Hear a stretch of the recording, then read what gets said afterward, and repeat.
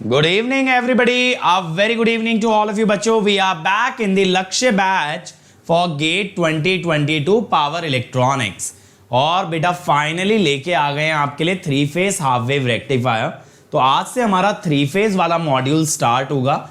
यहाँ पे मैं आपको 3 phase half wave rectifier, 3 phase full wave rectifier, full wave में अनकंट्रोल्ड, कंट्रोल्ड, सेमी कंट्रोल्ड सभी केसेस आपको कराने वाला हूं बढ़िया तरीके से, जिसके बाद बेटा आपको रेक्टिफायर में कहीं से कहीं तक भी कोई दिक्कत नहीं होने वाली है. कहीं दिक्कत नहीं होने वाली है. ठीक है रजनीश बेटा, इस तरह के जेनरिक क्वेश्चन मत पूछो. अगर सब्जेक्ट रिलेटेड है तो उस पर बात करेंगे.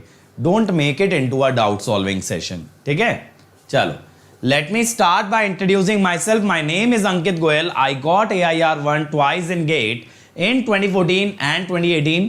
I was awarded President of India Gold Medal in the year 2013 when I graduated from IIT. Till date, I have trained more than 1 lakh students in the online and the offline classes and currently working as a director at an academy for GATE department. अब मेरे बारे में ये सारी बातें बहुत से बच्चे जानते हैं, लेकिन बच्चों मैं कहता हूं सबसे इंपॉर्टेंट बात क्या है, अगर आप देखो इस चैनल पे, तो इस चैनल पे जो भी टीम है they work really hard in order to make your dreams come true, in order to make sure कि हमारे बच्चे हर रेस में सबसे आगे रहें और कभी किसी से पीछे ना रह जाएं, कभी भी कहीं हार ना जाएं, हमेशा जीतें. इसके लिए हम लोग दिन रात मेहनत करके बेटा आपके लिए इनिशिएटिव्स लेके आते हैं और ये मेक श्योर करते हैं कि आप तक बेस्ट कंटेंट पहुंचे. लेकिन ये जो बेस्ट कंटेंट है ये सिर्फ YouTube से नहीं पहुंचता, ये और किस तरह से आप तक आता है, through the Unacademy learning app. तो अगर बेटा आप अनअकैडमी ऐप इंस्टॉल कर लें, then you can access any of the free initiative simply by unlocking it using the code Ankit ESE. इसके अलावा बेटा ये मेरी स्पेशल क्लासेस का लिंक है, जहां पे जो भी स्पेशल क्लासेस मैं लेता हूं वो मैं अपडेट कर देता हूं. आपको अपकमिंग के अंदर मिलेंगी वो क्लासेस जो आगे होने वाली हैं, तो आप देख सकते हो. अगर आपको कुछ इंटरेस्टिंग लगता है you can definitely join live. Other than that बेटा आप चाहो तो प्लस पे आ सकते हो, जहां मिलेंगे इंडिया के सभी टॉप एजुकेटर्स के लाइव क्लास, कॉम्प्रिहेंसिव के साथ साथ क्रैश कोर्स. ना सिर्फ इतना, daily assignment, weekly test, test series, question bank, और डेली शाम 5 बजे मैं लाइव आता हूं प्लस यूजर्स के लिए, स्पेशली फॉर डाउट सॉल्विंग. एक सब्सक्रिप्शन में आपको गेट, ESE, PSU, AE हर तरह की तैयारी कराई जाती है. बट मेरे बच्चों अगर और आगे जाना है then go with Iconic. Iconic में ये सबके साथ मिलता है पर्सनल कोच जो बनवाता है पूरा स्टडी प्लानर. टीचर्स आपको गाइड करते हैं in the study booster session. आपको यहाँ पे मिलता है टेस्ट एनालिसिस, स्टडी मटेरियल और एक डेडिकेटेड टीम जो सारे डाउट्स आंसर कर दे. तो यहाँ पे अगर आप कोड यूज करते हो अंकित ESE, तो इतने अमेजिंग सब्सक्रिप्शन पे मिलता है 10% डिस्काउंट. आप आ जाते हो मेरी पर्सनल गाइडेंस में, जिसके बाद आपके लिए बाकी सारी की सारी जर्नी ईजी हो जाती है. और बेटा ये लेटेस्ट सब्जेक्ट स्टार्ट हुआ है विष्णु सर का, signal and system eight 7 AM, और मेरा मशीन स्टार्ट हुआ है आप लोगों के लिए, जो कि मैं पढ़ा रहा हूँ डेली 7 AM to 9 AM और 10 AM to 12 noon. तो बहुत ही बढ़िया तरीके से मशीन चल रहा है. डेली हम लोग 25 से 30 क्वेश्चंस भी देख रहे हैं, तो एक एक कॉन्सेप्ट बहुत सॉलिड होता जाएगा बेटा. और हर संडे टेस्ट भी होगा तो आपका रिवीजन भी बढ़िया से हो जाएगा. और 18 जुलाई की तारीख को याद रखना भाई, परसों होने वाला है कॉम्बैट. तो कॉम्बैट में एनरोल कर लेना using the code Ankit ESE. Link description में गिवन है, और फिर कॉम्बैट में आप लोग मचा देना एकदम. अदर देन दैट बेटा प्राइस हाइक की डेट आ चुकी है अपडेटेड. 21 जुलाई से प्राइजेस बढ़ने वाले हैं, आज से 5 दिन बाद, यानी कि नेक्स्ट वेंसडे. इसीलिए अगर ज्वाइन करना है मिनिमम प्राइस में तो अभी ज्वाइन करो. अभी ज्वाइन करोगे तो 12 मंथ्स पड़ेगा आपका 3250 का, लेकिन 21 जुलाई के बाद 32,450 का, 2200 का इंक्रीज होगा. 2 ईयर के अंदर बेटा 3200 का इंक्रीज होगा. इसीलिए बेटर है कि अभी ज्वाइन कर लो एट मिनिमम प्राइजेस. और अगर आइकॉनिक लेते हो बेटा, तो आइकॉनिक में आपको गेट सब्सक्रिप्शन के साथ कैंपस प्लेसमेंट का भी सब्सक्रिप्शन दिया जा रहा है, जिसकी मदद से आपका कॉलेज प्लेसमेंट में भी अच्छा परफॉर्मेंस हो सकता है. Other than that Ankit ESE के साथ 1 ईयर प्लस की फीस है 27 to 25, 18 मंथ 34,650, 2 ईयर 39,600। तो बेटा 2 ईयर्स के लिए जाना ताकि पर मंथ फीस मिनिमम रहे। Iconic 1 year 45,225, 2 year 66,600। अगेन बेटा गो आफ्टर 2 ईयर्स। ठीक है, चलो शुरू करें भाई। 3 face half wave rectifier, 3 face half wave rectifier. चलिए तो शुरू कर लेते हैं बेटा। गौरव बेटा, it is not a doubt clearing session, और यूट्यूब वाले बच्चे मेरे टेलीग्राम ग्रुप पे डाउट डिस्कस कर सकते हैं अंकित गेट के नाम से। बाकी यूट्यूब के लिए बेटा ऐसे 1-to-1 डाउट सॉल्विंग अभी हमारे पास अवेलेबल नहीं है, that is only for plus and iconic users. चलो तो बेटा सबसे पहले मैं आपसे बात करता हूं 3 फेज वेवफॉर्म की। ये मैंने आपको थोड़ा बहुत बताना स्टार्ट किया था कि यहां पे हम क्या करते हैं, assume positive sequence. Power electronics में हम ज्यादातर पॉजिटिव सीक्वेंस की बात करते हैं, करने को नेगेटिव सीक्वेंस की कर सकते हो बट जरूरत पड़ती नहीं है। ठीक है, क्योंकि कुछ खासा फर्क उससे पड़ता नहीं, तो पॉजिटिव सीक्वेंस की ही बात कर लेते हैं। तो VAN को रेफरेंस माना जाता है। आपको यह भी याद रखना होगा बेटा कि रेफरेंस मैंने किसको माना है, तो किसको माना है, AN को। फिर VBN इससे 120 लैग करेगा, VMP sign omega T minus 120, VCN इससे भी 120 लैग करेगा, तो VMP sign omega T plus 120। ठीक है, या माइनस 240 कह सकते हो। अब क्या होता है बेटा, ये जो वेवफॉर्म होती है ना, इसको ड्रॉ करना टफ होता है 3 फेज की, करेक्ट, इतनी इजीली बन नहीं पाती है। तो इसका तरीका क्या होता है, यहां पे ना आप एक ट्राइंगल ऐसे बना लो। ठीक है, फिर जहां ये खत्म हो वहां से दूसरा, जहां वो खत्म हो वहां से तीसरा। ये तीनों ट्राइंगल की विड्थ 120 डिग्री है, तो ऐसे 3 ट्राइंगल आप बना लो। ठीक है, ऐसे 3 ट्राइंगल आप बना लो। बेटा आज अनकंट्रोल्ड पढ़ाऊंगा ना पहले, जेई रैंकर। अब इसके बाद देखो, इनका अपोजिट बना लो। और मेरे बच्चे अगर कंट्रोल्ड पढ़ लिया तो अनकंट्रोल्ड में तो दिक्कत आनी नहीं चाहिए। तो देखो इनका अपोजिट बनाया, इनका अपोजिट भी बनाया। ठीक है, अब क्या करना है यहां पे, अब एक और ट्राइंगल बनाओ इसके बीचों बीच से, जहां पे एक बीच आ रहा है ना, पीक आ रहा है, वहां दूसरे का 0, यानी कि आप ये कह सकते हो 60 डिग्री पे, 60 डिग्री पे एक और ट्राइंगल बनाओ ऐसे।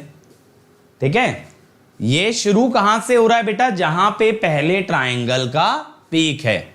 फिर एक और ट्राइंगल बनाया जाए जो इससे नेगेटिव हो, जो अभी अभी बनाया ना ऊपर, उससे नेगेटिव नीचे बना दो, उसके जैसा ही ऐसे नीचे बना दो। ठीक है, ये बात क्लियर हो गया, ये बात क्लियर हो गया। ऑल द बेस्ट संदीप, अगर आप देने जा रहे हो बेटा ESE। अब सर यहां पे वेवफॉर्म कैसे बने, बिल्कुल बताते हैं बेटा आपको। देखो सबसे पहले VAN पे फोकस करें, ये यहां से शुरू की जाए।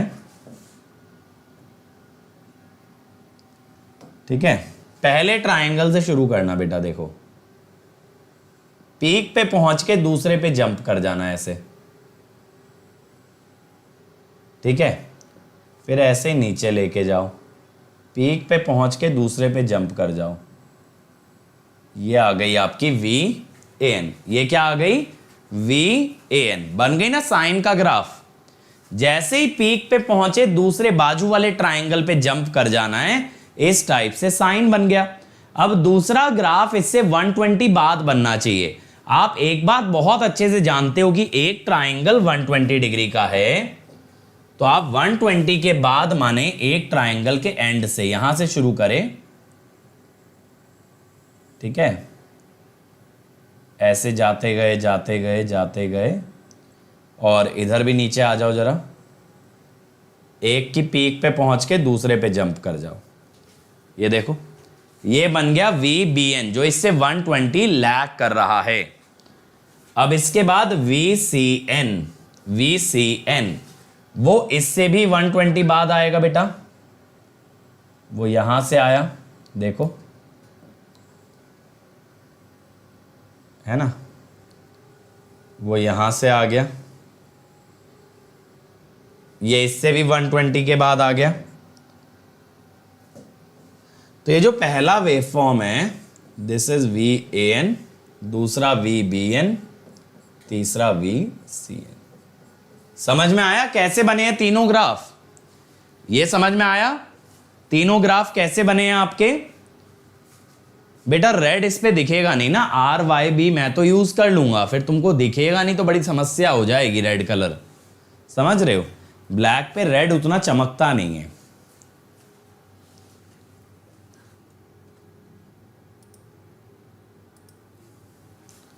ये क्लियर हो गया भाई? अब इसके बाद हम आते हैं कि कैसे three phase half wave rectifier हमारा काम करता है। देखो three phase half wave rectifier के अंदर हम बात अभी कर रहे हैं सबसे पहले अनकंट्रोल्ड रेक्टिफायर की। हम बात कर रहे हैं बेटा अनकंट्रोल्ड रेक्टिफायर की, ठीक है।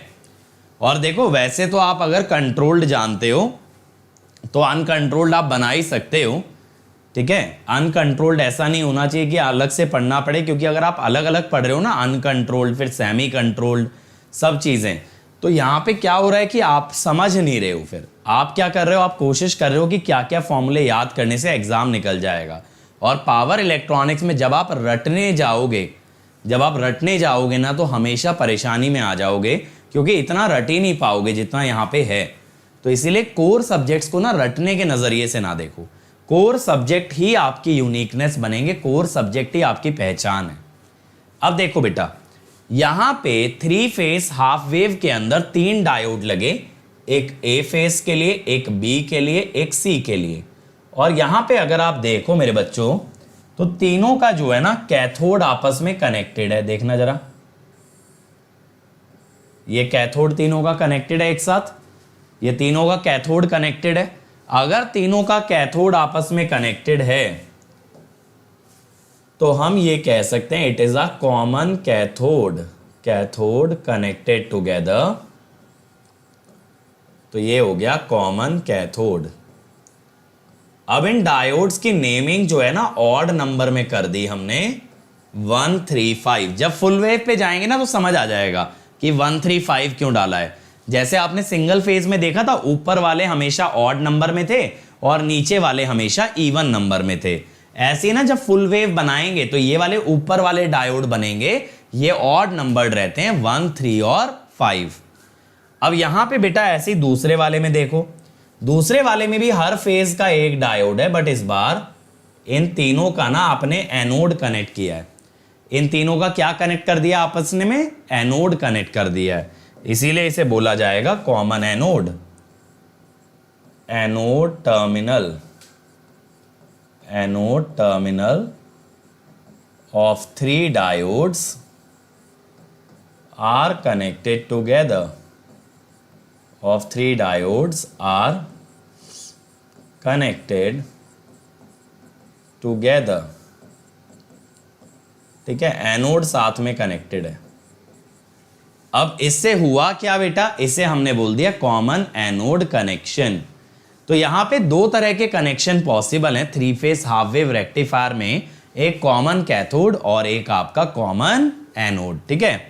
तो दोनों केसेस में देखो यहां पे ये V0 आ जाएगा आपका लोड के अक्रॉस, और इधर भी ये V0 हम दिखा देंगे। अब मेरे बच्चों एक चीज और समझना, यहां पे 3 फेस 4 वायर दिखाया है, 3 वायर तो फेजेस की हो गई, ये चौथी वायर क्या हो गई? न्यूट्रल की। ये चौथी वायर क्या हो गई? न्यूट्रल की, करेक्ट। अब ये समझते हैं कि यहां वर्किंग कैसे होती है। डायोड्स को आइडियल डायोड मान के चलो आप, तो अब वर्किंग पे बात करेंगे, ठीक है। तो अगर मैं बात करूं बेटा कॉमन कैथोड कनेक्शन की, तो मान लो मैं कहता हूं first of all assume all diodes are ideal, assume all diodes are ideal, ठीक है। अगर मैं यहां पे एक एग्जांपल ले लेता हूं आप लोगों के लिए, मान लो कि if VAN is 5 volt, suppose ऐसा मान लो VBN इज 10 वोल्ट और VCN इज 5 वोल्ट। एक एग्जाम्पल के तौर पे ले लो, ऐसा मैंने मान लिया। अब मैं कहता हूं बेटा जो भी डायोड ऑन होगा उसके अनुसार V0 आ जाएगा, करेक्ट। तीनों में से जो भी डायोड ऑन होगा उसके अनुसार क्या मिल जाएगा, V0 मिल जाएगा। तो मैं कहता हूं कि इफ D1 इज ऑन तो V0 is 5, if D2 is on V0 is 10, if D3 is on, if D3 is on, V0 is 5। ऐसा होने वाला है, ऐसा आपके लिए होने वाला है, ठीक है। सॉरी 135 थे, D1 D3 D5, ठीक है।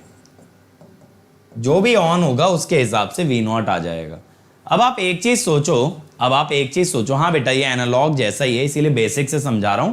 आई don't expect you to know analog before understanding power electronics. अब आप एक चीज सोचो बेटा, अगर आपने D1 को ऑन कर दिया तो यहां पे क्या आ जाएगा, आपके पास 5 वोल्ट आ जाएगा। अब B पे आपने लगा रखा है 10 वोल्ट, तो ये जो D3 है ये तो फॉरवर्ड बायस हो गया। सोच के देखो, अगर D1 ऑन मान लें तो यहां 5 वोल्ट आ गया, आइडियल डायोड शॉर्ट सर्किट होता है तो बेटा, लेकिन D3 तो फॉरवर्ड है। D3 कैसे फॉरवर्ड है, क्योंकि इधर 10 है इधर 5 है, फॉरवर्ड बायस है। अब अगर D3 फॉरवर्ड बायस है तो इधर आना चाहिए 10। अब एक पॉइंट पे कभी भी दो वोल्टेजेस नहीं हो सकती, बात समझ रहे हो। एक पॉइंट पे कभी भी दो वोल्टेज नहीं एग्जिस्ट कर सकती। इसीलिए अगर मान लो मैं D3 को ऑन मानूं, अगर मान लो मैं D3 को ऑन मान लूं तो यहां पे आ जाएगा 10 वोल्ट। अगर यहां पे 10 वोल्ट आ गया, अब इस पे देखो, इस पे कितना है बेटा voltage, 5 minus 10 minus 5, reverse bias हो गया।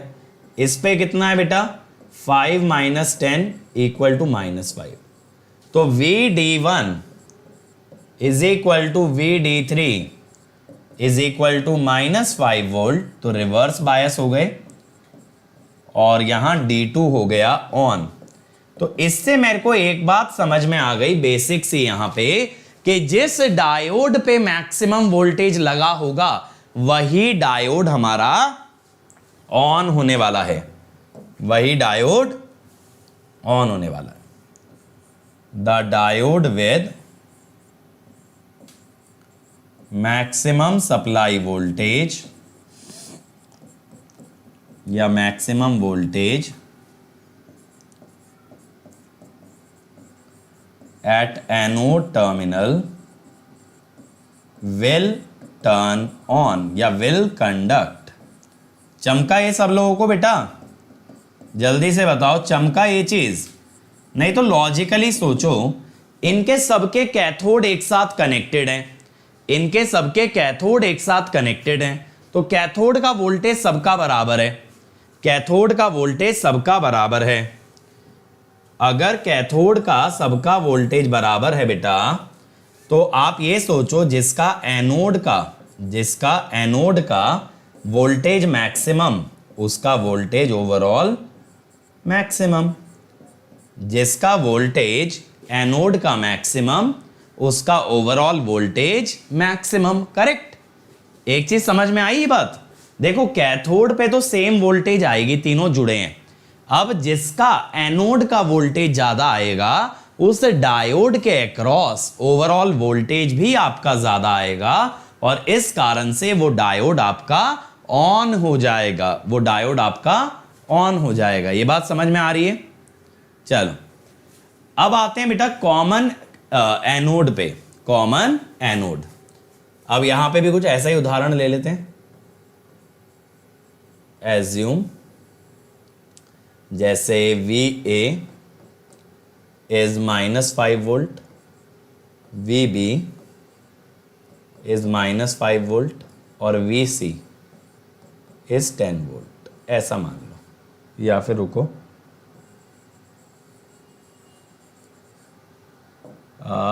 VA इज -10, 5 और 5।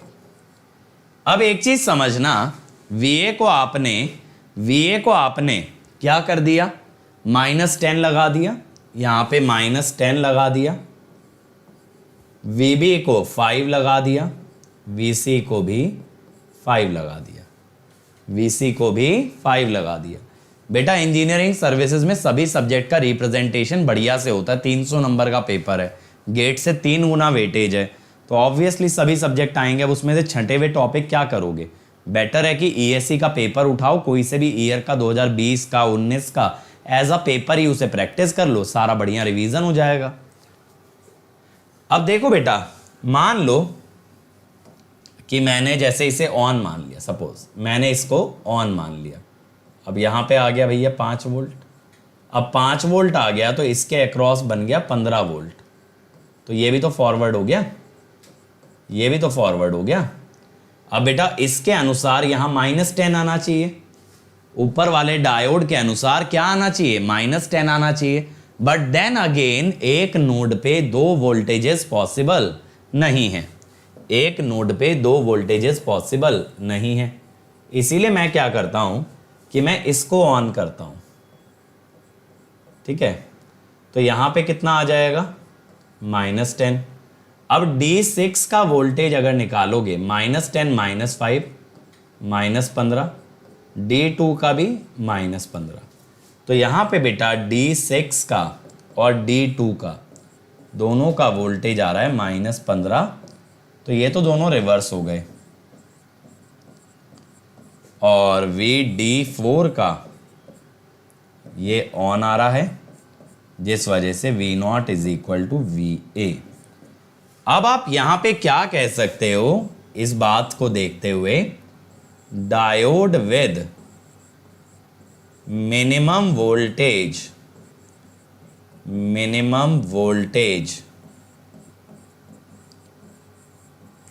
कनेक्टेड एट कैथोड, जिसकी सबसे छोटी वोल्टेज होगी ना कैथोड पे, विल कंडक्ट। बात समझ में आई? जिसकी सबसे छोटी वोल्टेज होगी वो कंडक्ट करेगा। तो एक सिंपल सा लॉजिक हमें यहां से क्लियर हो गया। कॉमन कैथोड के अंदर मैक्सिमम वोल्टेज वाला कंडक्ट करता है और कॉमन एनोड के अंदर मिनिमम वोल्टेज वाला कंडक्ट करता है। तो कॉमन कैथोड में आपको क्या देखना है बेटा, कॉमन कैथोड यहां पे आप लोग देखेंगे मैक्सिमम वोल्टेज, और कॉमन एनोड में क्या देखेंगे, कॉमन एनोड में मिनिमम वोल्टेज। समझ आया? ये क्लियर हुआ भाई? फंडा मैंने सर्किट से जो सॉल्व करके आपको दिखाया, तो इतनी सी लर्निंग अभी आपके लिए जरूरी है, इतनी सी चीज आपको बहुत अच्छे से समझ आनी चाहिए, तब आगे की कहानी चमकेगी।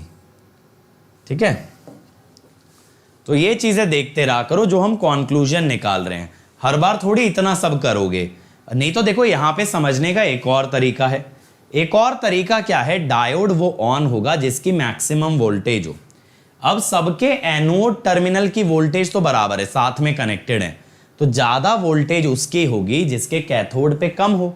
एनोड माइनस कैथोड करते हो ना, एनोड सेम है, तो जिसकी सब्ट्रैक्ट होने वाली वोल्टेज सबसे कम होगी उसी का वोल्टेज डिफरेंस ज्यादा बनेगा। ऐसे सोचो, anode minus cathode, anode constant है हटा दो, कैथोड पे जिसमें सबसे कम वोल्टेज हो उसका सब्ट्रैक्शन सबसे कम है, इस कारण से उसका वोल्टेज डिफरेंस सबसे ज्यादा है।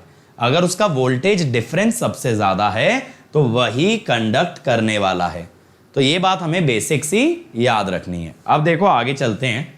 अब कॉमन कैथोड की सर वेवफॉर्म कैसे बनाएं, कॉमन कैथोड की वेवफॉर्म कैसे बनाएं? देखो मैं क्या करता हूं, बहुत इजी तरीका है। मैं ना आपके लिए पहले ब्लू में 3 वेवफॉर्म ड्रॉ कर लेता हूं, थोड़े डार्क कलर में कर रहा हूं ताकि इसके ऊपर दूसरा कलर हम सुपर इंपोज कर पाए। देखो ये तो AN थी, फिर यहां से BN आ रही थी, है ना।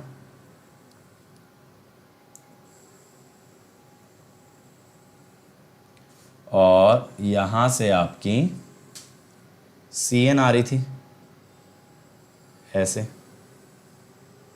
अब आपको क्या करना है ना बेटा, कॉमन कैथोड के अंदर what you have to do is trace the curve that has maximum value. जिस किसी कर्व के अंदर मैक्सिमम वैल्यू आ रही है उसे ट्रेस करो। अब देखो यहां से मैक्सिमम उठाते जाओ। पहले ये है मैक्सिमम, फिर अगला मैक्सिमम ये दिख रहा है मुझे, फिर अगला मैक्सिमम ये दिख रहा है मुझे, फिर यहां से अगला मैक्सिमम मुझे ये नजर आ रहा है। देख रहे हो, मैंने इसका ऊपर का पोर्शन उठा लिया जो मैक्सिमम वाला था। अब इसके अंदर आपको एक चीज क्लियर नजर आ रही होगी, इनपुट के एक साइकिल में 360 डिग्री में ना बेटा आउटपुट की 3 साइकिल हैं। देखो मैं आपको दिखाता हूं।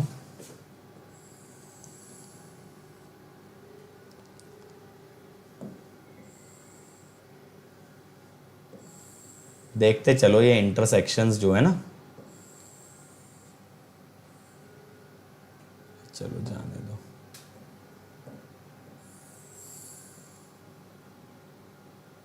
ठीक है बेटा, ये जो इंटरसेक्शन है ये है आपकी 30 डिग्री, दूसरी है 150 डिग्री, तीसरी है 270 डिग्री।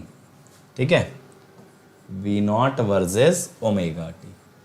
यहां पे आउटपुट आ रहा है VAN, फिर VBN और फिर VCN। यहां पे आपका डायोड कंडक्ट कर रहा है D1, फिर BN मैक्सिमम है तो D3, फिर CN मैक्सिमम है तो D5। ठीक है, तो इस टाइप से तीनों डायोड 120 के लिए कंडक्ट कर रहे हैं। तो यहां पे हम क्या जान चुके हैं बेटा कि all voltages exist at output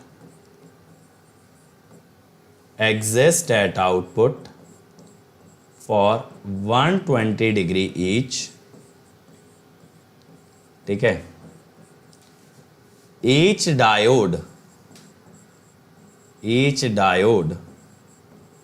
conducts for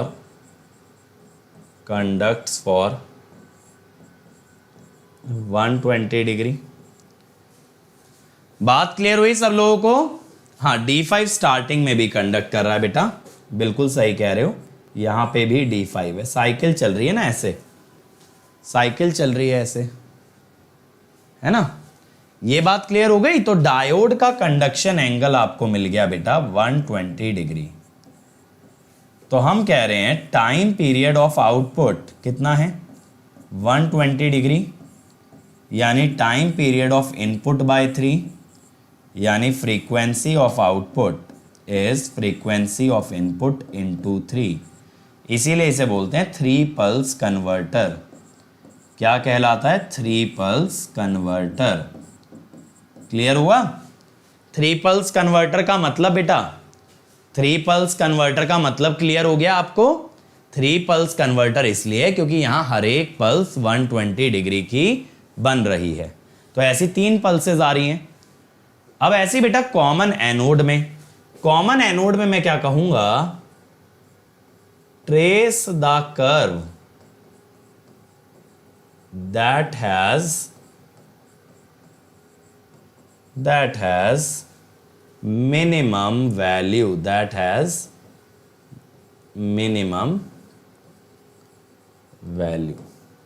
जिस किसी कर्व के अंदर मिनिमम वैल्यू आ रही है बस आपको वो ट्रेस करना है।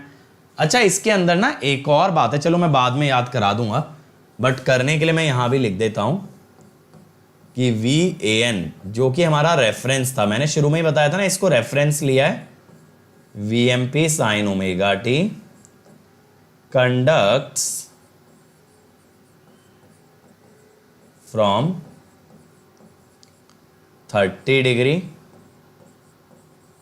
to 150 डिग्री, 30 डिग्री से 150 डिग्री तक VAN एग्जिस्ट करता है। ठीक है, अब यहां पे बेटा क्या होता है, देखो अगर हम बात करें कॉमन एनोड की, फिर से मैं क्या करता हूं, पहले ना सैंपल वेवफॉर्म बना लेता हूं जिनको ट्रेस करूंगा। सबसे बढ़िया तरीका है ये ट्रायंगल वाला 3 फेज की वेवफॉर्म ड्रॉ करने का। मैं तो सैंपल वेवफॉर्म इसलिए बनाता हूं आपको समझाने के लिए, वरना डायरेक्टली आउटपुट भी बना सकता हूं। ठीक है, ये मत सोचना कि इतना ही टाइम लगता है एग्जाम में। एग्जाम में पहली बात तो वेवफॉर्म बेस्ड क्वेश्चन कम आते हैं, अगर आ गए तो आपको मैं बताऊंगा कैसे बिना कोई वेवफॉर्म ड्रॉ किए भी वेवफॉर्म वाले सवाल बन सकते हैं। लेकिन अभी अपने लिए प्रायोरिटी क्या है कि अपने को समझना भी है। ठीक है, हाँ बेटा, स्टेट इंजीनियरिंग सर्विसेज में भी मदद करता है। अब देखो यहां मिनिमम वाले ग्राफ को ड्रॉ करो। ठीक है, मिनिमम वाले ग्राफ को,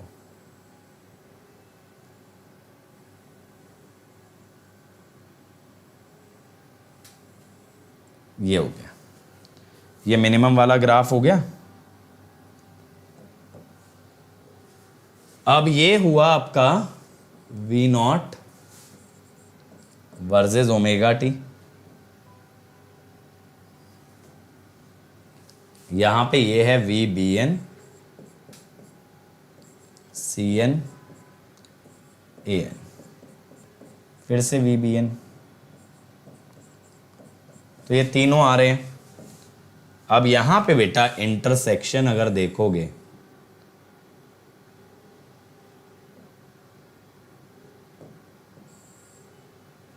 ये जो इंटरसेक्शंस आ रहे हैं ना 3, जहां पे आपका ग्राफ बदल रहा है, ये इंटरसेक्शन ये है आपका 90 डिग्री पे, फिर 120 डिग्री के बाद 210 डिग्री पे, फिर 120 डिग्री के बाद 330 डिग्री पे।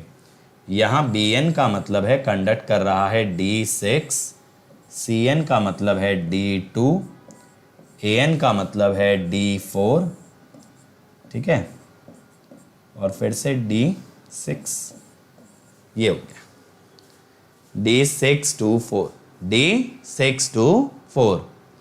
ठीक है, ये बात क्लियर हो गई भाई कॉमन एनोड के अंदर।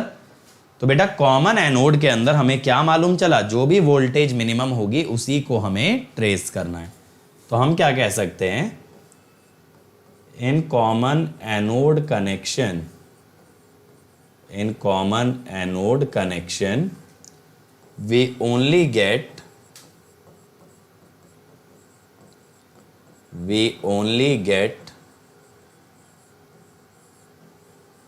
negative output voltage, we only get negative output voltage। ठीक है, ये बात क्लियर हो गया, ये बात क्लियर हो गई भाई। और यहां पे भी आप देख सकते हो कि हर डायोड 120 के लिए कंडक्ट कर रहा है। Each voltage appears at output for 120 degree।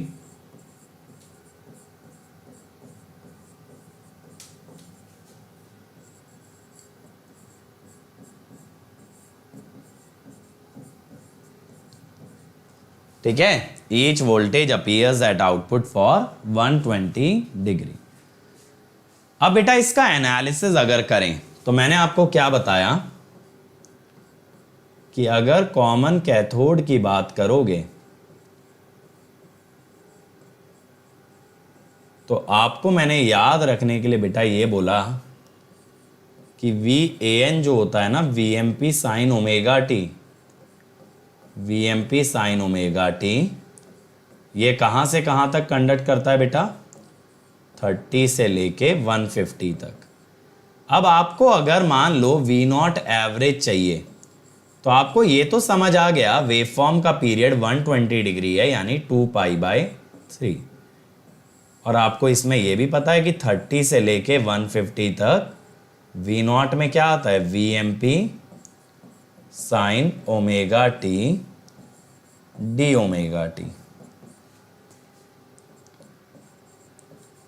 3 VMP/2 pi sine का इंटीग्रेशन माइनस कॉस, यानी cos 30 माइनस cos 150, ठीक है। तो 3√3 VMP/2 पाई 3 VML/2 पाई, ठीक है। √3 into phase voltage will be your line voltage, ठीक है।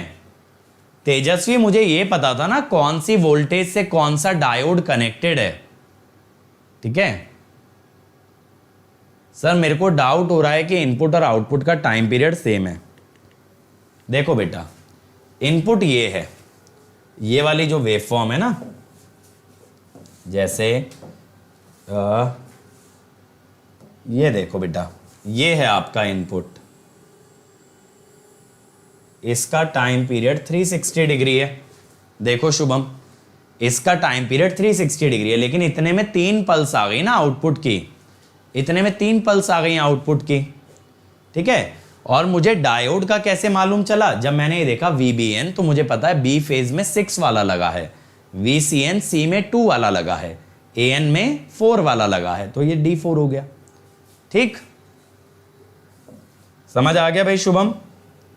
चलें आगे। अब बेटा ये तो हुआ एवरेज। मैं कहता हूं अगर आप कॉमन एनोड के अंदर बात करते, क्योंकि उसका आउटपुट वोल्टेज नेगेटिव ही आ रहा है, तो उसका एवरेज ना जस्ट इसका नेगेटिव आ जाता है,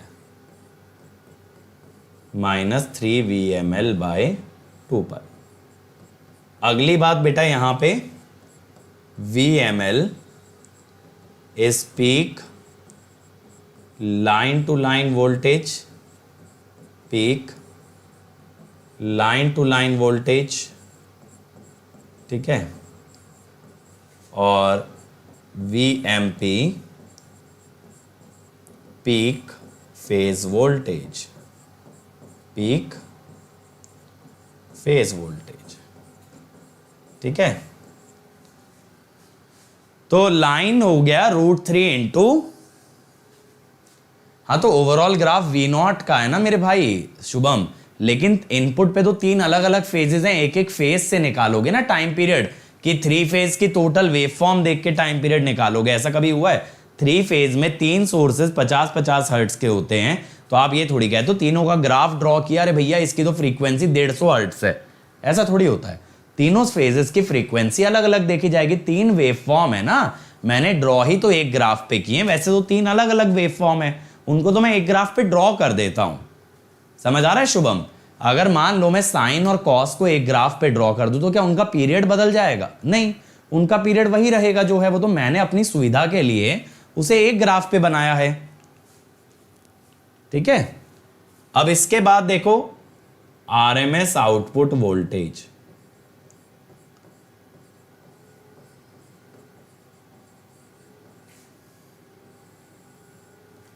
अब RMS आउटपुट वोल्टेज के लिए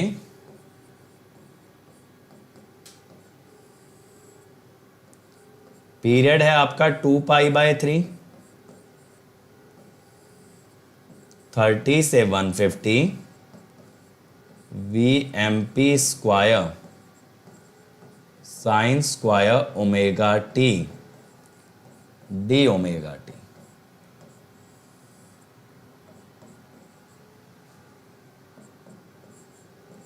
साइन स्क्वायर उसको लिखोगे 1 - cos 2 ओमेगा t/2,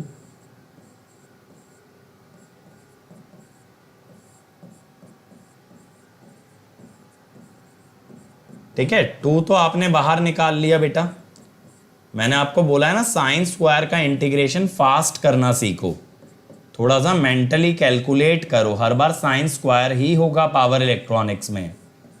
1 का इंटीग्रेशन लिमिट्स का डिफरेंस यानी 2π/3, cos 2 ओमेगा टी का sin 2 omega t/2, sin 2 omega t/2। क्यों भाई सजल, ट्रक व्रक में भर के ला रहे हो क्या बच्चे? तो -½ sin 2 ओमेगा टी में अगर लिमिट डालोगे sin 300 माइनस sin 60, sin 300 होगा -√3/2, sin 60 होगा √3/2, तो दोनों मिलके बन गए √3।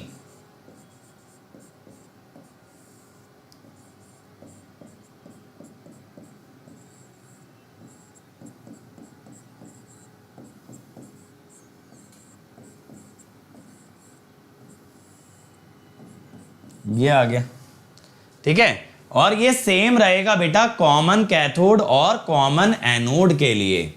क्यों? क्योंकि स्क्वायर कर लेते हैं आरएमएस में, तो आरएमएस में तो नेगेटिव पॉजिटिव का कोई फर्क ही नहीं। Same for common cathode and common anode.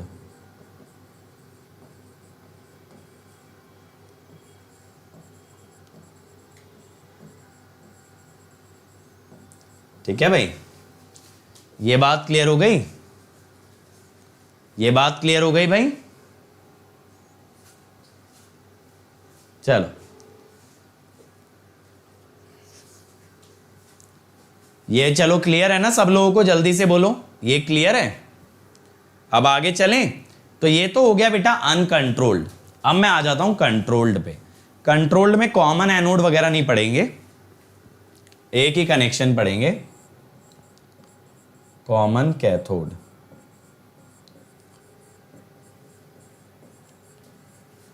तो इसके अंदर हम क्या जानते हैं, जैसे डायोड थे वैसे ही the thyristor with maximum voltage, the thyristor with maximum voltage at anode terminal gets forward biased, ठीक है, gets forward biased, but it does not conduct,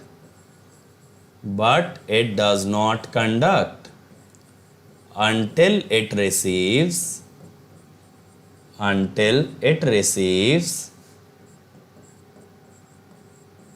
firing pulse, until it receives firing pulse।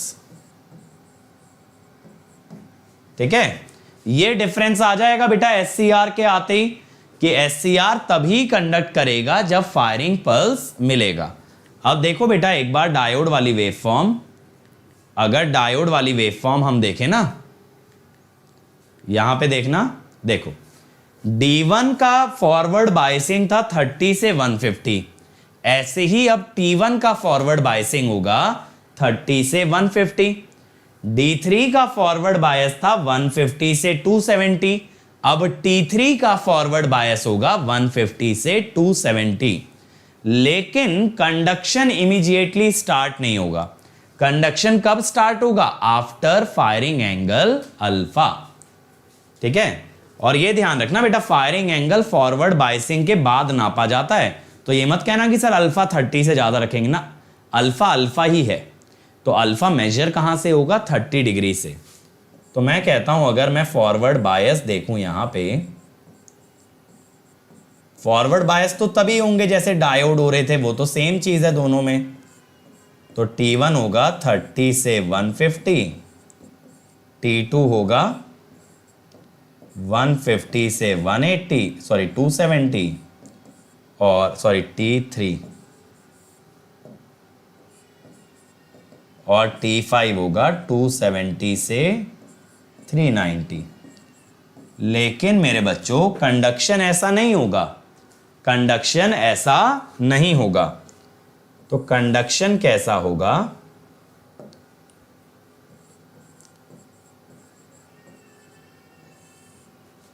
T1 का conduction alpha angle के बाद, याद रखो बेटा, firing angle 0 से नहीं मेजर होता। फायरिंग एंगल कहां से मेजर होता है? वो मेजर होता है फॉरवर्ड बायसिंग के बाद।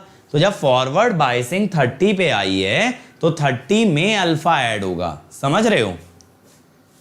T3 150 प्लस अल्फा से 270 प्लस अल्फा, और T5 270 प्लस अल्फा से 390 plus alpha.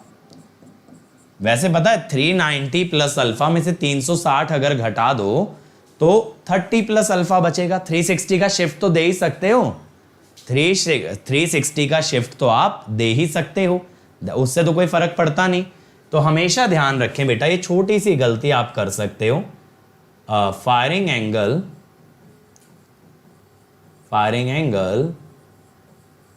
Is measured after device gets forward bias। Forward biasing के बाद फायरिंग एंगल की बात आती है, इसीलिए मैंने 30 में अल्फा का डिले कर दिया। इसीलिए तो बोलते हैं फायरिंग एंगल डिले, इसीलिए तो बोलते हैं फायरिंग एंगल डिले। ठीक है बेटा, 150 पे कैसे ऑफ हो जाएगा? मेरी बात सोच के देखो, यहां पे 150 पे कैसे ऑफ हो जाएगा? ऑफ आप किससे करते हो? हमेशा करंट से।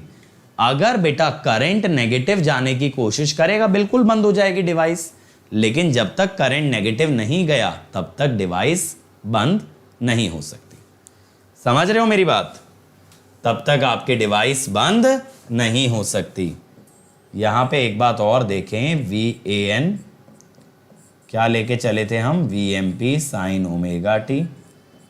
देखो मैं आपको समझा रहा हूं बेटा, यहां पे VBN VMP sign omega T minus 120। आप बात को समझना बच्चों, मैंने आपको बताया पावर इलेक्ट्रॉनिक्स में डिवाइस का ऑन ऑफ किससे देखते हैं? करंट से। तो लोड कोई भी हो, जब करंट नेगेटिव होगा तब बंद कर देंगे। मेरा ये कहना नहीं है कि हर बार जो है 150 प्लस अल्फा तक जाएगा ही जाएगा। It is not compulsory, it is not compulsory. ठीक है, हो सकता है पहले रुक जाए based on load, it is based on load. समझ रहे हो? समझ में आ रहा है? बेस्ड ऑन लोड होगा। हाँ, अब देखो एक जेन्युइन क्वेश्चन आया, बहुत तरीके का क्वेश्चन आया कि सर हम लोगों ने यही कॉन्सेप्ट कि अल्फा फॉरवर्ड बायसिंग के बाद नापते हैं, ये हमने आरई लोड में क्यों नहीं यूज किया? क्योंकि बेटा वहां पे जो थीटा एंगल था वहां से फॉरवर्ड बायसिंग हुई, लेकिन वो थीटा किस पे डिपेंडेंट था? लोड पे। अब वो तो हर बार बदलता रहेगा, तो हर बार फायरिंग एंगल का रेफरेंस नहीं चेंज कर सकते। लेकिन यहां ये जो 30 डिग्री आया है वो किसकी मदद से आया? सोर्स की मदद से। आप कोई भी लोड लगाओ, ये 30 डिग्री फिक्स है। समझ रहे हो? लेकिन वहां ईएमएफ बदल दिया तो थीटा बदल गया, फिर से फायरिंग एंगल का रेफरेंस बदल गया। तो जब आप लोड में कुछ भी चेंजेस करोगे, एवरी टाइम आपका फायरिंग एंगल का रेफरेंस चेंज होगा। तो कभी भी बेटा फायरिंग एंगल का रेफरेंस लोड डिपेंडेंट नहीं लेते हैं, इसी वजह से वहां पे मैंने थीटा से फॉरवर्ड बायसिंग आगे नहीं लिया। समझ गए? समझ आया ये चीज सब लोगों को? लोड पे डिपेंडेंट नहीं ले सकते, वरना जब लोड बदलेगा, अब की बार 0 से मेजर कर रहे हैं, फिर कर रहे हैं 30 से, फिर कर रहे हैं 60 से। हमेशा 30 से मेजर हो रही है क्योंकि ये सोर्स पे डिपेंडेंट है, लोड कहीं भी हो। चल अब आगे बढ़ते हैं बेटा, वेवफॉर्म बनाते हैं। सबसे पहले मेरे बच्चों मैं वेवफॉर्म बना रहा हूं आप लोगों के लिए। हाँ, सबसे पहले हम बना लेते हैं। देखें आर आपको दिखेगा रेड। कोई बच्चा बोल रहा था ना सर रेड येलो ब्लू कर दो, देखना दिख रहा है तो बताना मुझे। ये नजर आ रहा है बढ़िया से? रेड, ये आर वेवफॉर्म हो गई। फिर 120 के बाद वाई वेवफॉर्म हो गई।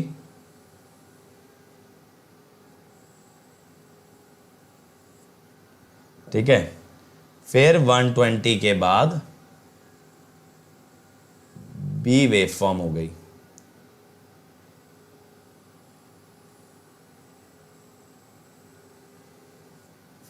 ठीक है, ये आ गई जी।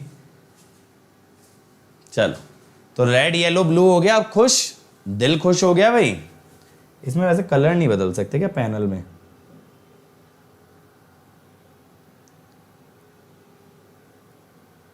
थोड़ा सा लाइट रेड ले लें, इसमें ऐड हो गया ना। चलो, बहुत बढ़िया। अब बेटा अल्फा 0 पे अगर बात करें, अल्फा 0 है ना अगर, तो देखो अल्फा 0 है, तो यहां पे आपका कौन कौन कंडक्ट करेगा?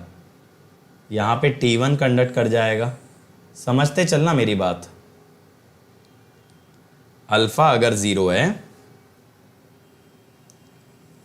तो यहां से T1 ने कंडक्ट किया, AN आया, फिर BN आया और फिर CN आ गया।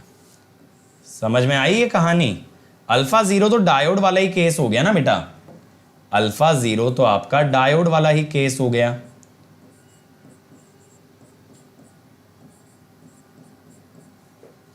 तो यहां पे आपका T1 कंडक्ट कर रहा है, फिर यहां पे T3 कर रहा है और फिर यहां पे T5 कर रहा है। इतनी बात क्लियर हुई? तो ये हो गया, ये वाली VAN, ये BN और ये CN। तो हमने क्या बोला, अगर अल्फा 0 है, VAN जो है VMP साइन ओमेगा टी, ये 30 से 150 आ जाएगा बेटा। 30 प्लस अल्फा से 150 प्लस अल्फा था ना। VBN 150 से 270 और VCN 270 से 390। ये जो 390 होता है ना, इसको 30 डिग्री भी लिख सकते हो, तो आप ऐसे भी लिख सकते हो 270 से 360, 360 माने 0, फिर 0 से 30। समझ में आया? समझ में आया ये वाला? जल्दी से बताओ, जल्दी बोलो भाई, समझ में आया? जल्दी बताओ, सब लोगों को क्लियर हुआ? चैट के अंदर बता दो यार जल्दी से, है ना। ये तो हलवा केस था ना, डायोड वाला ही तो था, इसमें कौन मेहनत वाली बात है, ये तो समझ ही गए होगे। चलो, अब आ जाओ अल्फा 30 पे। अब मैं कहता हूं, जब मेरे बच्चों अल्फा 30 है तो VAN जो है, जो कि है VMP साइन ओमेगा टी, ये कहां से कहां तक जाएगा? ये जाएगा आपका 30 प्लस अल्फा माने 60 से 120 प्लस अल्फा 180। BN 180 से 300 और CN 300 से 420। 120 120 ऐड करते चलो, इसका मतलब 300 से 360, 420 का मतलब 60 हो जाएगा ना, फिर 0 से 60। समझ गए? समझ गए भाई यहां तक? अब मैं एक काम करता हूं, पहले ना रफ वेव फॉर्म बना लेता हूं, पहले रफ वेव फॉर्म बना लेता हूं जिसको कि हम ट्रेस करने वाले हैं। इसी को ट्रेस करेंगे ना।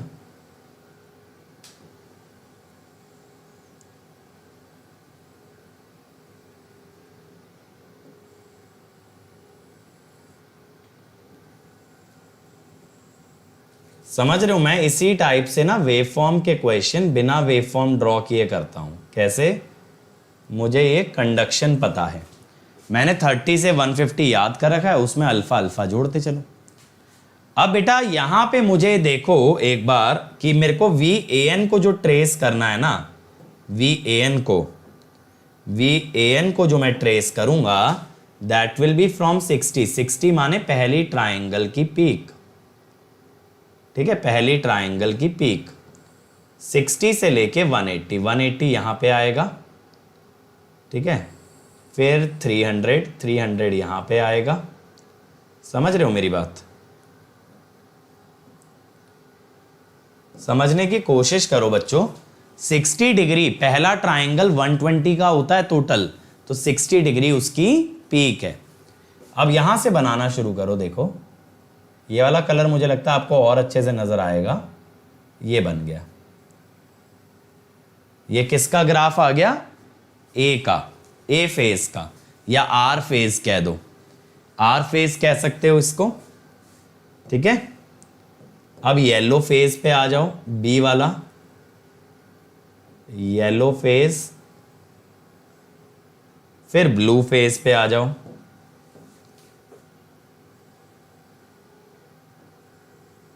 फिर ये ब्लू फेज पे आ गए। सर समझ में आया कैसी वेवफॉर्म बनी? ये हुआ V A N, B N, C N. समझ में आया सबको? 60 डिग्री, 180 डिग्री, 300 डिग्री। क्लियर हुआ ना? क्लियर हुआ भाई? बढ़िया तरीके से चमका। चलो अब बेटा अगर मैं अगले केस पे चलूं 60 डिग्री पे, अगर मैं अगले केस पे चलूं 60 डिग्री पे, तो आप ये बोलोगे कि सर अल्फा 60, अब तो आपने सिखा दिया, अब तो हम कर ही लेंगे। तो वी ए एन बनाऊंगा ना सर, तो वो है V M P sine omega T.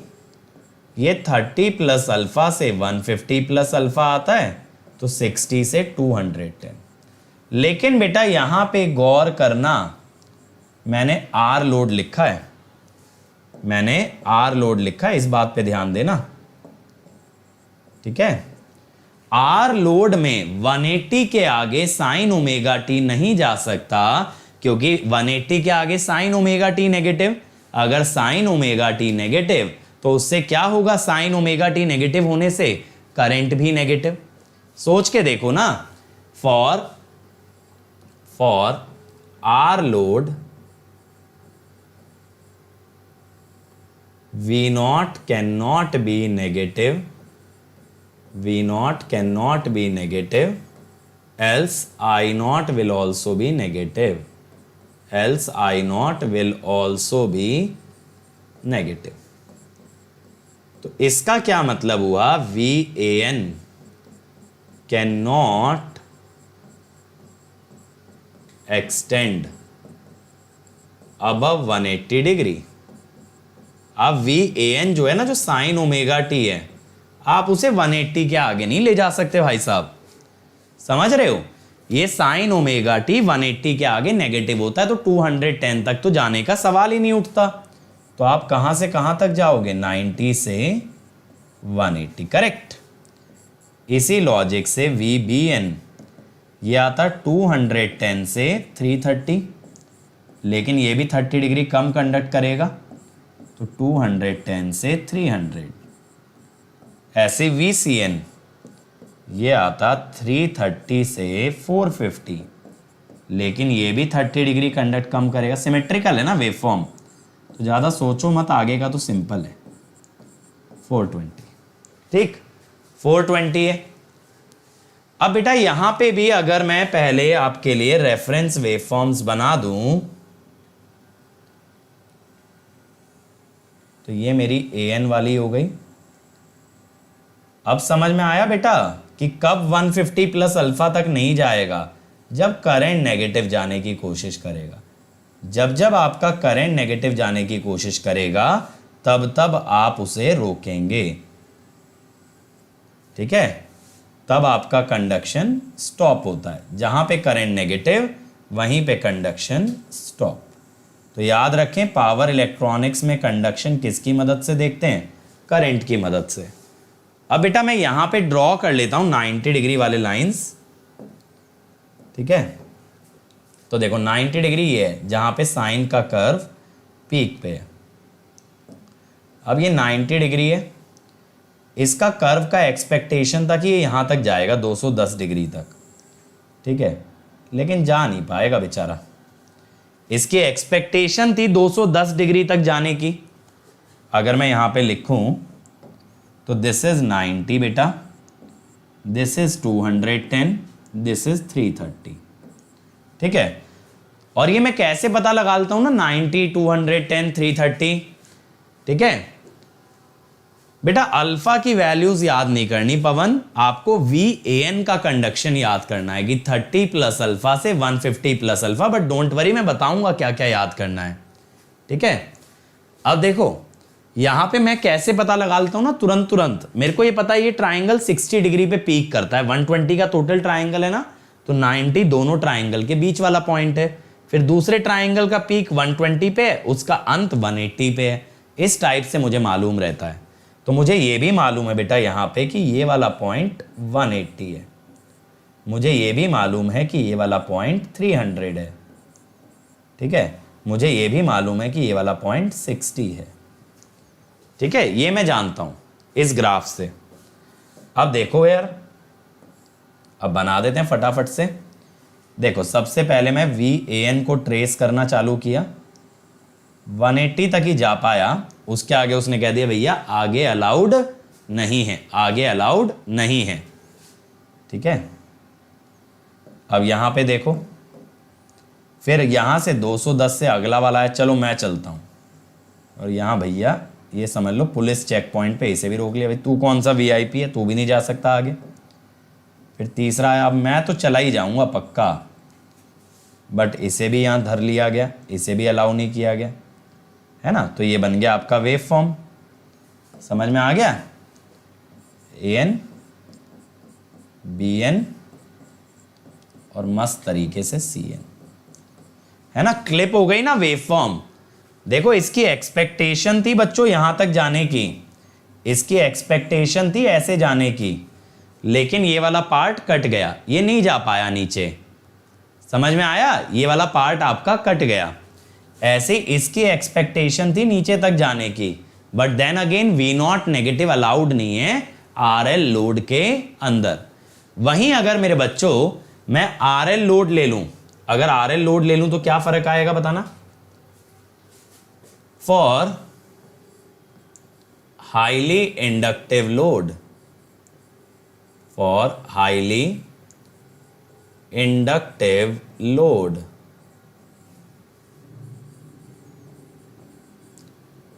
conduction of VAN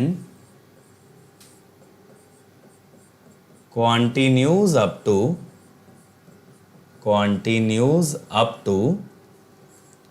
210 degree to yield continuous conduction, to yield continuous conduction। ठीक है, तो अब बेटा यहां पे क्या होता है कि VAN 30 प्लस अल्फा यानी 90 से 210 तक पूरा जाता है, BN है ना 210 से 330। मैंने बोला है ना RL में जब तक बीटा ना दे तो हाईली इंडक्टिव ही मानना। 330 से 450, इसका क्या मतलब हुआ 330 से 360 और 360 से 450। ठीक है, ये क्लियर हुआ, ये क्लियर हुआ। अब बेटा मैं बना लेता हूं पहले रेफरेंस वेव, फिर मैं आपको दिखाता हूं। इस बार लोड के हाईली इंडक्टिव हो जाने से ना ये सारी वेव फॉर्म्स की अकड़ बढ़ गई। अब ये जा पा रहे हैं जहां तक जाना चाह रहे हैं, पहले इन्हें धर लिया गया था बीच में ही कि भैया आगे अलाउड नहीं है।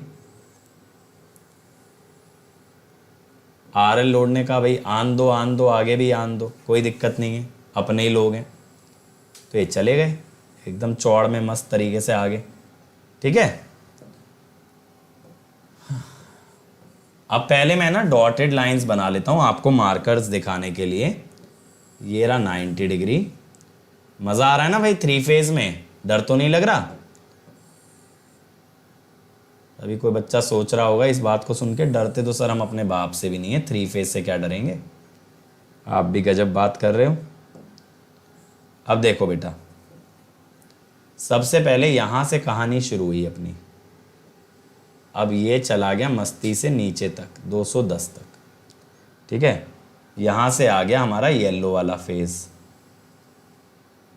ये चला गया 330 तक। यहां से आ गया हमारा ब्लू वाला फेज, ये भी चला गया अपना आगे तक मस्त, ठीक है।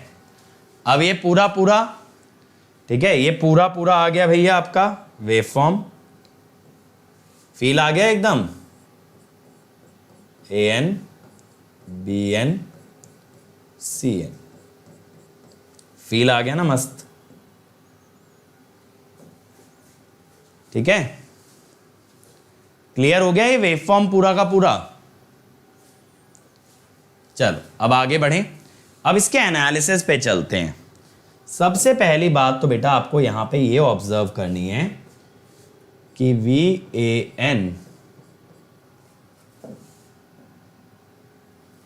VAN जो कि है VMP साइन ओमेगा टी 30 से लेके 30 प्लस अल्फा से लेके 150 प्लस अल्फा, हम कहेंगे for R load we observe, for R load we observe discontinuous conduction, अगर ये 180 के आगे चला जाए, करेक्ट। डिसकॉन्टिन्यूअस कंडक्शन कब, अगर 150 प्लस अल्फा 180 से बड़ा हो जाए, यानी अल्फा 30 डिग्री से बड़ा हो जाए। अल्फा अगर 30 डिग्री से बड़ा हो जाए तो डिसकॉन्टिन्यूअस आता है, ठीक है। तो यानी आपको याद क्या रखना है बेटा एग्जाम पॉइंट ऑफ व्यू से, ये वाला point, alpha equal to 30 degree is boundary of continuous and discontinuous conduction, ठीक है ना। ये बात आपको याद रखनी है, ये बहुत काम आएगी आगे भी।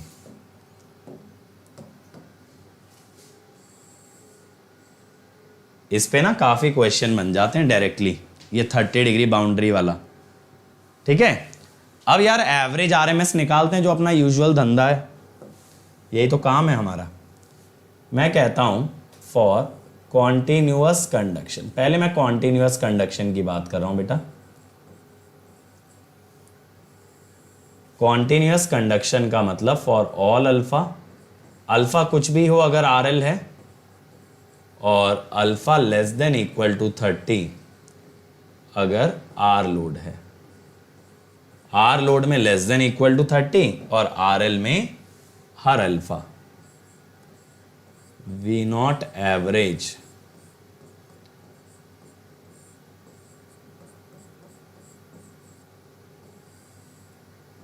बेटा यहां कंटिन्यूअस कंडक्शन में तो आप जानते हो 150 प्लस अल्फा तक जाएगा मजे से, ठीक है। VMP sign omega T D omega T, तो क्या हुआ यहां 3 VMP बाई 2 पाई, साइन का इंटीग्रेशन माइनस कॉस का मतलब cos 30 plus alpha minus cos 150 plus alpha, correct. अब बेटा यहां क्या होगा, cos A cos B, sign A sine B से ब्रेक कर लो। देखो साइन 30 और साइन 150 बराबर होता है, साइन 30 और साइन 150 बराबर होता है। बीटा अगर 210 से कम हुआ, नहीं बेटा हाईली इंडक्टिव लोड मान के चलते हैं, ठीक।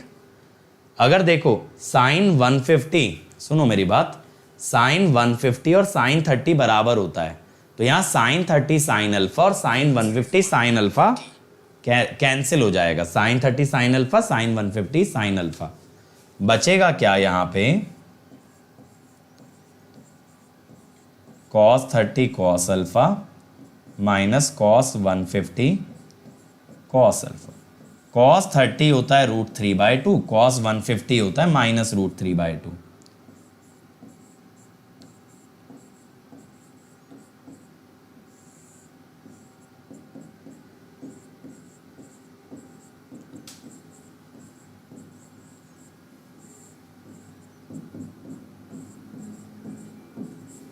3 VmL/2 पाई कॉस अल्फा। ठीक है, 3 VmL/2 पाई कॉस अल्फा। बेटा ये बॉर्डर मैंने लगाया थोड़ी है, इस टेम्पलेट का हिस्सा है, तो जब आपको बोर्ड वाली फील आ रही है तो कुछ उसका ड्रॉबैक भी है कि टेम्पलेट के अंदर ये है। चल ये क्लियर हो गया। अब आगे की बात करते हैं। अगर मैं बात करूं V0 RMS की, तो यही सेम फंडा लगाओगे।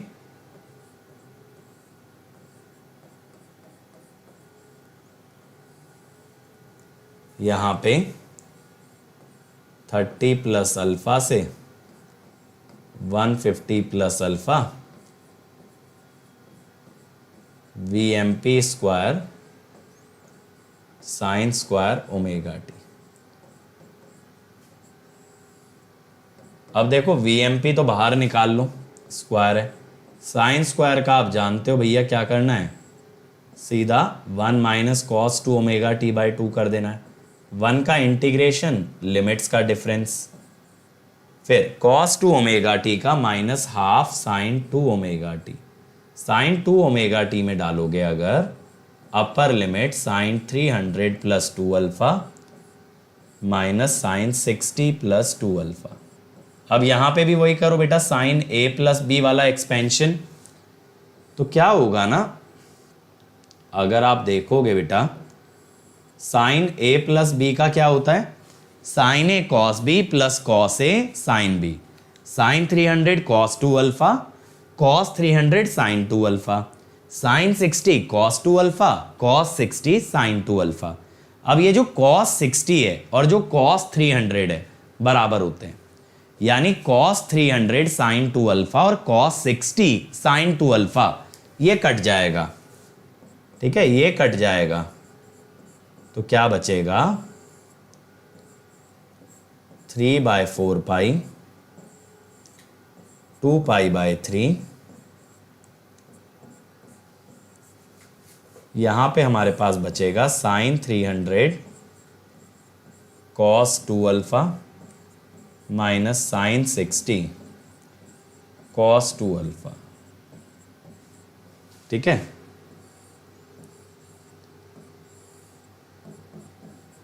sin 300 होता है -√3/2, sin 60 होता है √3/2।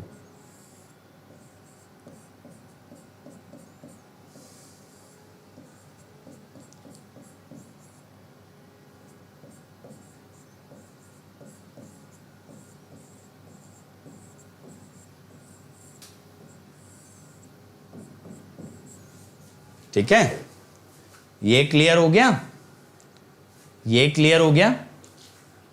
तो बेटा ये चीज सेम आएगी RL हो या R हो, लेकिन अगर R में आपने अल्फा 30 से बड़ा रख दिया, alpha greater then 30 degree R load, तो यहां पे क्या बन जाएगा, डिसकंटीन्यूअस कंडक्शन। डिसकंटीन्यूअस कंडक्शन बेटा। अब अगर डिसकंटीन्यूअस बन गया तो फिर जो आपका VAN है ना, जिसको आप कहां तक लेके जा रहे थे मजे से 150 प्लस अल्फा तक, अब बेटा ये 30 प्लस अल्फा से जाएगा लेकिन 180 तक।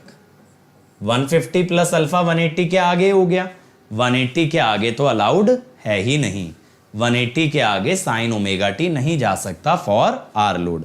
अब पवन ऐसे सोचो बेटा, पहले 150 प्लस अल्फा था, अब मान लो अल्फा 40 है, तो 150 प्लस अल्फा कहां गया 190, लेकिन 180 के आगे साइन को नहीं ले जा सकते फॉर रेजिस्टिव लोड, इसीलिए 180 पे रोकना पड़ेगा। अब यहां पे V0 एवरेज कितना आएगा, 1/2π/3 इंटीग्रेशन 30 प्लस अल्फा से 180 VMP sign omega T D omega T. तो ये हो गया 3 VMP/2π, साइन का इंटीग्रेशन माइनस कॉस,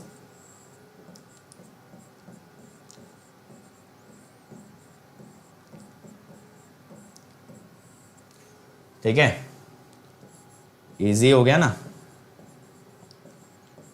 यहाँ पे ना इंटीग्रेशन और इजी हो जाता है अपने लिए, क्योंकि क्या है 180 तक करना है ना, अपर लिमिट में अल्फा इन्वॉल्व ही नहीं है, और क्या चाहिए हमें।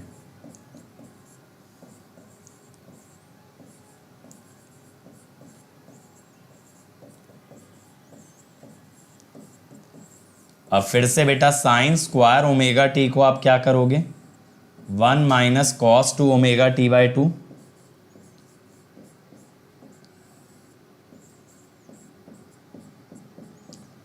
अब 180 माइनस 30 प्लस अल्फा हो जाएगा 150 minus alpha 5 pi by 6 minus alpha. Cos 2 omega T का हाफ साइन 2 ओमेगा टी, लेकिन साइन 360 तो जीरो हो जाएगा, तो बचेगी बस lower limit. Sine 2 omega T में जब 180 डालोगे ना तो वो तो जीरो ही आ जाएगा, तो बस लोअर लिमिट लेना होगा। ठीक है, ये क्लियर हो गया भाई V naught R M S. अब एक बार समराइज कर दें, वीएमपी बेटा पर फेज है ना, वी नॉट एवरेज। विनय एक चीज बताओ, आउटपुट डीसी है, डीसी में 3 फेज लगा लिए तुम, क्यों भाई? विनय का ये पूछना है सर जो डीसी आउटपुट है वो पर फेज ले रहे हो या लाइन टू लाइन ले रहे हो, बताओ।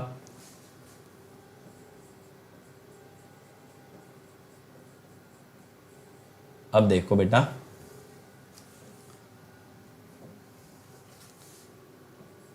सबसे पहली बात, common cathode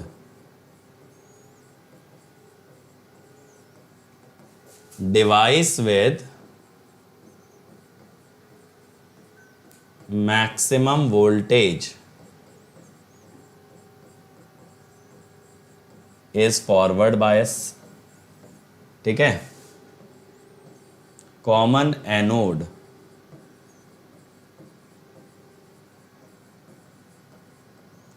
device with minimum voltage forward bias।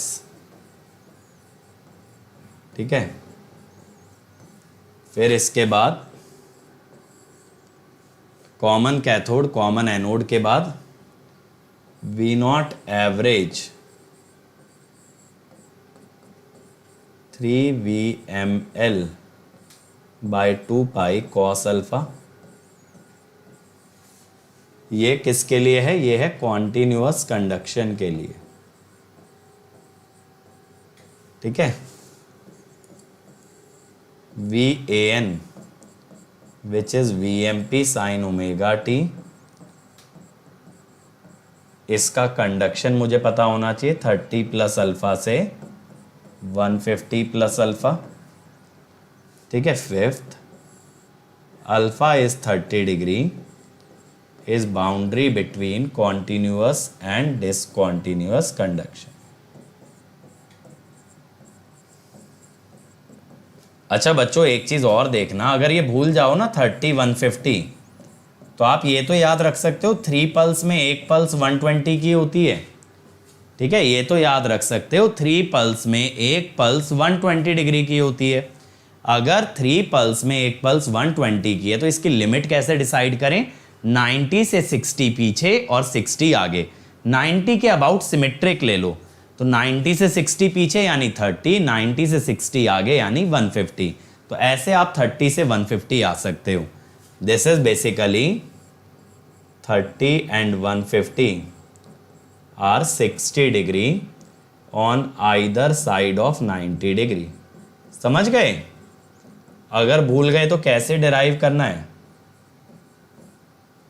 120 में 60 पीछे 60 आगे। बेटा प्योर इंडक्टिव लोड विनय यहां ले ही नहीं सकते, क्यों नहीं ले सकते? क्योंकि बेटा अगर प्योरली इंडक्टिव लोड ले लिया for any value of alpha less then 90, तो उसका वेवफॉर्म का पॉजिटिव पोर्शन ज्यादा होगा, नेगेटिव कम होगा। तो इंडक्टर की चार्जिंग ज्यादा, डिस्चार्जिंग कम। देखो यहां नेगेटिव पोर्शन तो छोटा सा ही है ना, अल्फा 90 पे आपका पॉजिटिव और नेगेटिव पोर्शन बैलेंस होता है, क्योंकि आप यहां से भी चेक कर सकते हो। अल्फा 90 पे एवरेज 0 आ रहा है, एवरेज 0 का मतलब है जितना ऊपर उतना ही नीचे। तो यानी कि यहां पे अल्फा ग्रेटर देन 90 पे आपको स्टेबल ऑपरेशन मिल सकता है। मैं लिख भी देता हूं सिंस की विनय ने पूछ लिया, बट बेटा इन सब चीजों में ना अब आप लोग दिमाग लगाना स्टार्ट करो, क्योंकि अब आप लोड बहुत अच्छे से समझ चुके हो। स्टेबल ऑपरेशन फॉर अल्फा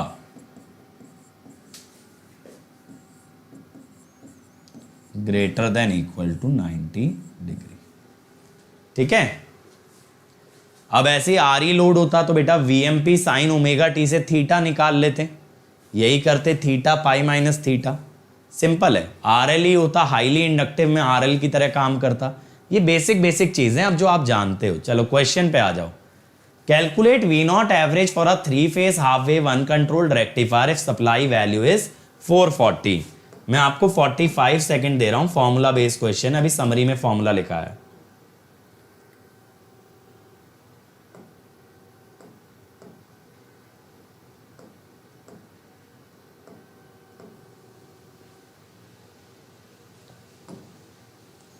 ठीक है, चलो 45 सेकेंड। और ये ध्यान रखना 3 फेज में जो सप्लाई होती है वो क्या होती है, line to line RMS. 3 phase की सप्लाई वोल्टेज हमेशा होती है line to line RMS value. 45 second है। हाँ बेटा, PYQ PS भीमरा इज एनफ। एकांश देखो, पहली बात तो बेटा मैं आपको एक चीज बताऊं, गेट ने कुछ भी प्रिस्क्राइब नहीं किया कि इतना कर लो तो रैंक आ जाएगी। अगर ऐसा होता तो सबकी आ जाती। बेटा हमेशा ये मैटर करेगा, कोई भी बुक लगाते हो उसमें से आपने कितना लर्निंग किया। अगर सिर्फ क्वेश्चन लगा लोगे, ऊपर ऊपर से सोल्यूशन देख लोगे, कुछ दिमाग में नहीं घुसा तो वैसे भी कुछ नहीं होगा। लेकिन अगर बहुत अच्छे से सीखोगे तो PYQ भी इनफ हो सकता है, फिर तो 2 किताब की भी जरूरत नहीं है। तो ये आपके ऊपर है बेटा, आप कैसे तैयारी करते हो। देखो अभी मैंने V नॉट एवरेज लिखवाया 3 VML by 2 pi cos alpha. अब अनकंट्रोल्ड के लिए आप अल्फा ले लोगे 0, तो V नॉट एवरेज हो जाएगा 3 VML बाय 2 पाई। ठीक है, 3 इंटू 440√2 बाय 2 पाई। कितना आ रहा है भाई, कितना आ रहा है जल्दी बोलो। A 297.25। चलो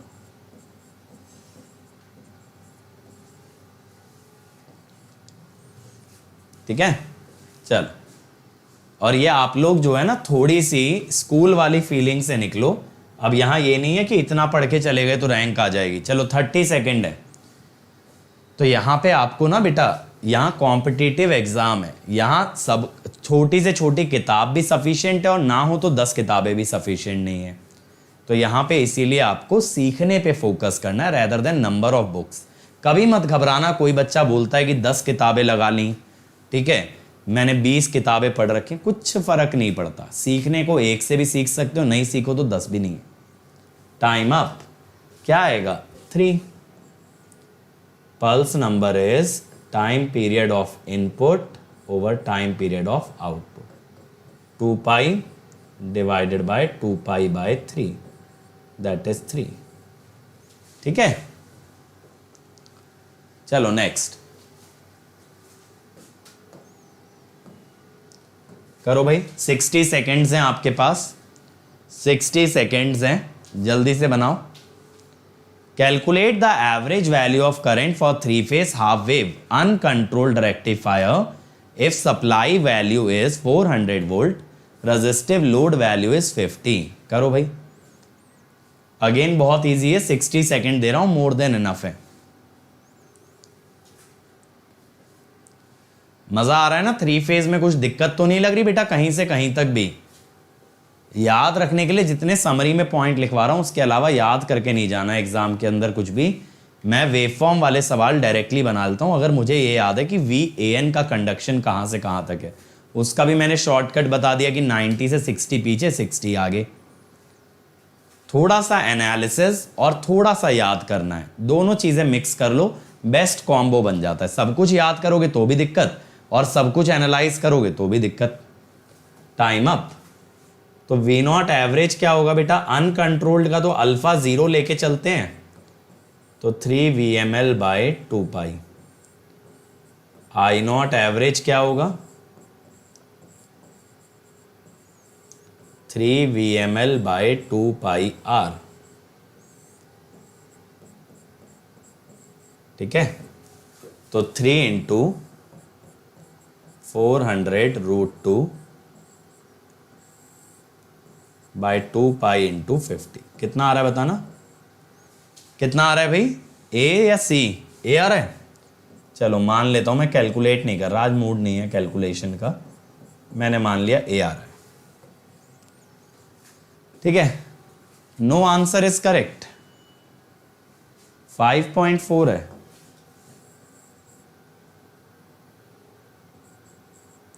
बेटा फिर ये जो है ना, ये 50 नहीं होगा, एक्चुअली आंसर सही है, ये 5 ओम होगा, ओम का 0 बन गया है।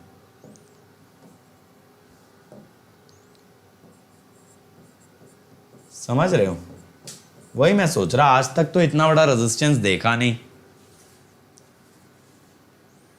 चलो अगला देखो, इन अ 3 phase fully controlled rectifier calculate average value if the supply is 400 volt and firing angle is 45 degree. अब देखो लोड तो दिया नहीं है, तो हाईली इंडक्टिव लोड मान लो। लोड गिवन नहीं है ना, तो हाईली इंडक्टिव लोड मान लो, 60 सेकेंड दे रहा हूं। चलो फॉर्मूला बेस्ड है अगेन, हाईली इंडक्टिव लोड लेके कर लो। अगर रेजिस्टिव लोड देता तो कहानी बदल जाती 45 डिग्री पे।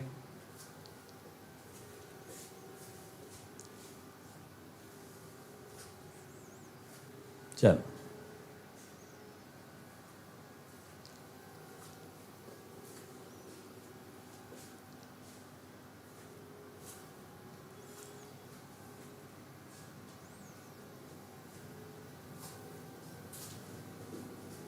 जल्दी से बना दो यार, हमारी क्लास का टाइम भी खत्म होने वाला है।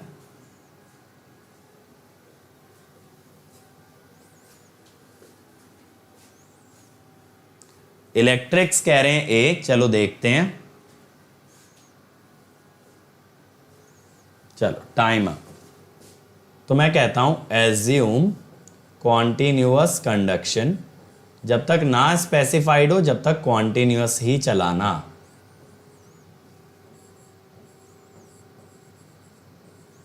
रेक्टिफायर में सबसे बढ़िया बात पता है क्या है? तुम्हें डिसकॉन्टिन्यूअस का पता नहीं लगाना पड़ता, या तो गिवन होगा या तो नहीं होगा। क्या होता है चॉपर के अंदर ना, डिसकॉन्टिन्यूअस आपको खुद पता करना पड़ता है कि डिसकॉन्टिन्यूअस है भाई, गिवन नहीं होता कभी। लेकिन यहाँ ये बढ़िया है कि आर लोड दे दिया, बीटा दे दिया, तो हम समझ गए डिसकॉन्टिन्यूअस है, तो क्लोजेस्ट है ए। ठीक है, चल time up and the class is also over. अब बेटा मेरी अगर स्पेशल क्लासेस देखनी है तो इस लिंक पे आप लोग जा सकते हो, यहाँ पे आपको सभी स्पेशल क्लासेस मिल जाएंगी, और जो भी मैंने यहाँ पे PSU के क्वेश्चन भी कराए हैं, प्रीवियस ईयर भी करा रखे हैं, गेट PYQ बाई AIR 1 में आपको पावर इलेक्ट्रॉनिक्स के PYQ मिल जाएंगे। नहीं इलेक्ट्रिक्स 2 पाई आता है बेटा, पाई नहीं आता, वो फुल वेव में होता है, ये हाफ वेव है। अच्छा फुली कंट्रोल्ड है, तो फिर तो ये क्वेश्चन गलत छप गया है ना। चलो फिर यहाँ पे से हटा लो, हाँ ये फुल आ गया है ना, हाफ वेव का होना चाहिए था, फुल वेव का दे दिया। ठीक है, चलो अगर इसके बाद हम बात करें तो बेटा 18 तारीख को कॉम्बैट हो रहा है, तो कॉम्बैट के अंदर आप एनरोल कर लो, डिस्क्रिप्शन में लिंक गिवन है, use code Ankit ESE। Next week मेरे हिसाब से आपका 3 फेज वाला पार्ट पूरा हो जाएगा, है ना। इसके बाद 3 या 4 लेक्चर लगेंगे अपने फुल वेव के और एक क्वेश्चन का, तो मेरे को लगता है कि आपका 3 फेज वाला पार्ट पूरा कवर हो जाएगा अगले हफ्ते। उसके बाद सोर्स इंडक्टेंस और नेक्स्ट टू नेक्स्ट वीक आपका मॉड्यूल 2 खत्म हो जाएगा, नेक्स्ट टू नेक्स्ट वीक पक्का। और बेटा सिग्नल एंड सिस्टम स्टार्ट कर दिया विष्णु सर ने प्लस पे, आप लोग ज्वाइन कर सकते हो। और मेरा मशीन स्टार्ट हो गया, मेरी मशीन का टाइमिंग है सुबह 7 AM से 9 AM और 10 से 12। आपको बहुत ही बढ़िया फील आने वाला है, क्योंकि डेली हम लोग 30 क्वेश्चन कर रहे हैं, और डेली 25 to 30 क्वेश्चन का मतलब है ढेर सारे क्वेश्चन लगने वाले हैं। और ध्यान रखें बेटा प्राइजेस बढ़ने वाले हैं 21 जून से, इसलिए ज्वाइन करने का सोच रहे हो तो अभी ज्वाइन कर लो, फिर बाद में पछताने का फायदा नहीं। अदर देन दैट बेटा, अगर आइकॉनिक ज्वाइन करते हो तो आपको कैंपस प्लेसमेंट का सब्सक्रिप्शन भी फ्री दिया जा रहा है फॉर 3 मंथ्स। इसलिए जल्दी से जल्दी ज्वाइन करो ताकि कॉलेज से प्लेसमेंट भी हो जाए और गेट भी निकल जाए। और साथ ही साथ बेटा अंकित ESE से आपकी 1 ईयर फीस होगी 27,225, 18 मंथ्स 34,650, 2 ईयर 39,600। तो बेटा go after 2 year to minimize the per month cost. Other than that Ankit ESE से iconic 1 year 45,225, 2 year 66,600। Next week schedule क्या बताऊं, मंडे से फ्राइडे शाम 6 बजे। शेड्यूल क्या जानना चाह रहे हो इसमें, ये तो फिक्स है ना। ये मेरा अनअकैडमी प्रोफाइल है बेटा, मुझे मैसेज कर सकते हो, मुझसे चैट कर सकते हो। This is my Telegram channel जहां पे अभी मैं ये PDF अपलोड कर दूंगा, so you can download the notes. और अगर हमारे वीडियो में कुछ भी ऐसी चीज है which is offensive to any caste, creed, religion और अ पर्सन, तो आप रिपोर्ट कर सकते हो using the form link given in the description. उस पर एक्शन लिया जाएगा। अगर आपका रिपोर्ट सही हुआ तो you will be suitably rewarded. So thank you everybody. Like, share, subscribe करें और कमेंट जरूर करें कि वीडियो कैसा लगा। अल्फा बेटा मैंने अभी तो बताया, अगले हफ्ते 3 फेज खत्म कर दूंगा। 3 फेज फुल वेव रेक्टिफायर से स्टार्ट करेंगे मंडे से। चलो, थैंक यू एवरीबॉडी।